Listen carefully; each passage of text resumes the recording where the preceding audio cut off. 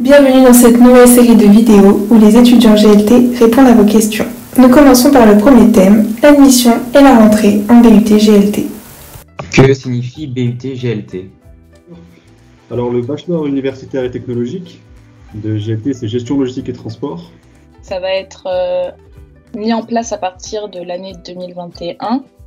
Et donc c'est une formation en 3 ans. Il y a une possibilité de sortie en deuxième année, mais au bout des 3 ans, on a la licence directement validée, donc un niveau Bac+3.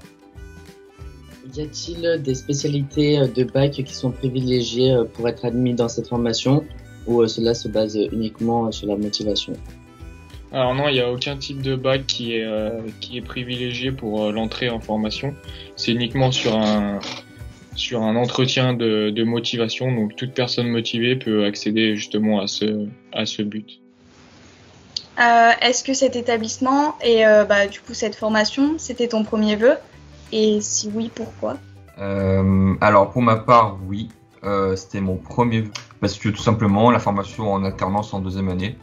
Donc pour moi, c'était le principal objectif. On a vu récemment dans une étude que c'est quand même le 5e UT de France, sur un total de plus de 110 UT.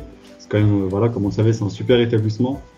Et du coup, forcément, oui, c'était mon premier vœu. Alors pour ma part, c'était du coup mon premier vœu, mon seul et unique, parce que j'ai repris du coup les études après 6 ans de travail, donc j'avais que cette formation en... Est-il possible d'intégrer cette formation en réorientation? Oui, pour ma part, avant d'intégrer ce DUT-là, l'année dernière, donc en 2018, j'avais fait un DUT, un autre DUT, mais j'avais fait que 1 an, c'était dans l'informatique. Et ça m'avait tout simplement pas plu, donc j'ai voulu me réorienter. Oui, bien sûr. On a beaucoup, dans ma classe, il y a 2 élèves en réorientation. Et après, il y a des réorientations pour des personnes qui ont déjà travaillé, et des réorientations comme moi, par exemple, qui était en psychologie et qui suis venue en DUT GLT. Est-ce que le niveau est dur ou on repart tous de zéro? Alors, il faut savoir que le niveau de la formation, elle est accessible à tout le monde. Chacun peut y arriver, il suffit d'y mettre du sien, un peu de travail personnel, mélanger un peu de volonté, et vous décrocherez la formation. C'est quoi la différence entre la formation à l'IUT et la fac?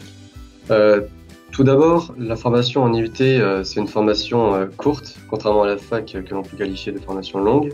Donc le but des formations en IUT, c'est de vous intégrer le plus rapidement possible dans le monde du travail.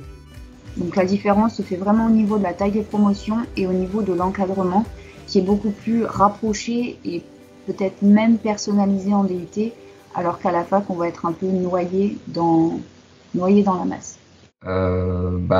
Pour moi, la principale différence, c'est que en IUT, c'est une formation qui est beaucoup plus professionnalisante, avec notamment les nombreux intervenants qui sont parfois des salariés d'autres entreprises qui viennent nous faire cours directement. Donc c'est la différence avec la fac, et puis on a plus de cours pratiques. D'accord. Et pour finir, comment se déroulent les admissions pour rentrer dans ce DUT GLT? Alors pour rentrer, les admissions, c'est donc un dossier d'inscription à remplir.